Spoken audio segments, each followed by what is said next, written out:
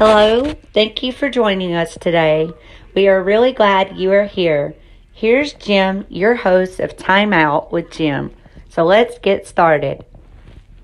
Today we are talking to Stephanie Connie, the interviewer, and Stephanie has cervical cancer. Talked about what she went through, and hope you enjoy it. Okay, today we're going to be talking about cervical cancer. And in being a survivor of cervical cancer, how did you find out you had it? I had a polyp, and I went to the doctor in Rome, and he removed the polyp, and he did a biopsy on it and sent it off, and he said that it had a little small touch of cancer on it. Oh my goodness. Okay. When was the diagnosis given? It was July last year. Okay. And what were the options that were offered to you? Just that I needed to have a hysterectomy. Okay. Did your doctor speak to you about your lifestyle, like your diet, your water intake, exercise, or anything like that? Nah, he didn't. They didn't really talk to me about anything like that. Okay, but he did recommend that you have the hysterectomy. Yeah, and he sent me to Canton. He sent me to the doctor in Canton to have it done. Okay. And what events led up to your diagnosis, or how did you discover what you were suffering from was cancer? Because I was taking a shower and I started bleeding real bad, and then I went to the emergency room, and that's when they found the polyp on me, Mm-hmm. and then he sent me to that gynecologist, Dr. Dean, I think it was, in Rome, and then that's when he sent me to Canton. He sent that polyp off to check for it. And Okay. Obviously, cancer puts your whole life on hold.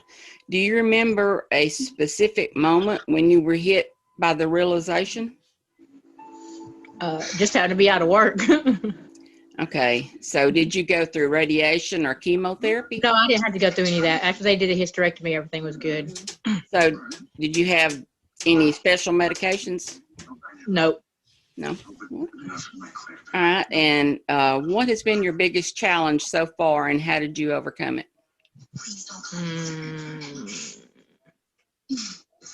That's a thought. Let me see. I don't know if there really is a challenge with just a cervical cancer. Just dealing with it. Yeah, like it really didn't change much of anything, really. Okay. So for no more monthlies. That's the good thing about it. Who gave you the best advice, and what was it for? Well, that doctor in Canton, I can't remember her name. Like she was at the by the hospital in Canton, but I can't remember what her name was. But she's the one that did the surgery, the hysterectomy, and just told me that I need to have the pap smear done every year to make sure that everything was still okay.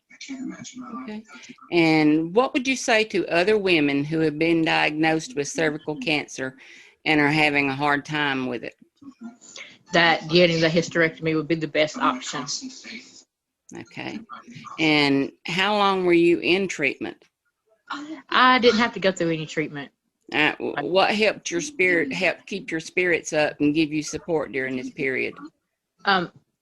My daughter coming to help me out after I had my surgery. Okay. And how are you now? I'm good now. Yeah. Okay. Do you want to give a shout out to any of your doctors? Yeah, Dr. Dean, and then I can't remember that doctor's name in Canton, the one that did the hysterectomy. She was a black lady at the gynecology place by the hospital. Stephanie, and we've been talking about the cervical cancer, and she is a survivor, and she has done great. Everything has gone good for her, and she's looking forward to a good long life, being happy. Right. All right. All right. Thank you. Thank you so much. Bye. Y'all doing a great job. Yeah, listen, if you need any help, any shout outs or anything, just give us a holler and we'll see what we can do, okay? Okay. All right, thank you. If this episode touched you in any way, please share it with your family and friends, and please consider donating whatever you can afford. Go to anchor.fm/timeoutwithjim. This will help us keep this podcast going. Thank you for listening, and until next time, God bless.